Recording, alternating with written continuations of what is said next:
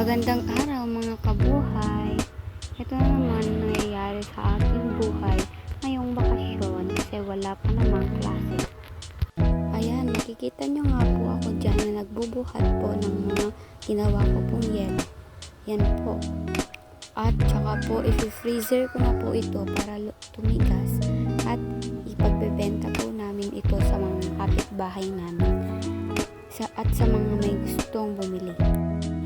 Napag-isip-isip din po namin bumili ng kasangkapan sa paggagawa ng ice candy para maipagtinda namin ito sa mga kapitbahay namin at sa mga batang may gustong bumili sa ginawa naming ice candy.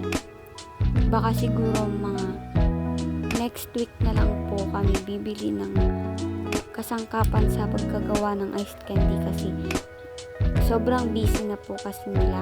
Wala din po kasi akong kasama pumunta sa bayan.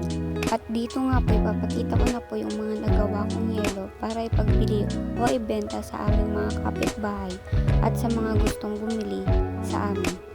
Yan po. At ito po yung mga nangyari nung last night ng aking lola na si Sigunda Ringgor o Sigunda Estabilio Ringgor. Yan po. Dance lang po sila kasi may papremyo po yung mga balikbayan sa kanila po. Nagtagal po silang sumasayaw dyan. Panoorin nyo na lang po kasi tinatamad na ako mag voice over.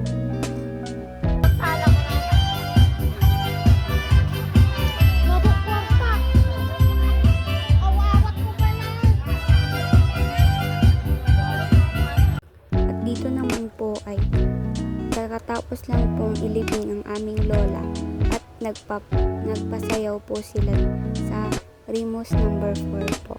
Yung mga balikbayan po yung mga nagpasayaw at pumunta lang po kami doon. Ayan po ang aking papa at stepmother na sumasayaw sa gitna ng court. Napaka-sweet. Sana all. Ayan po yung isang balikbayan. Dalawa pa lang.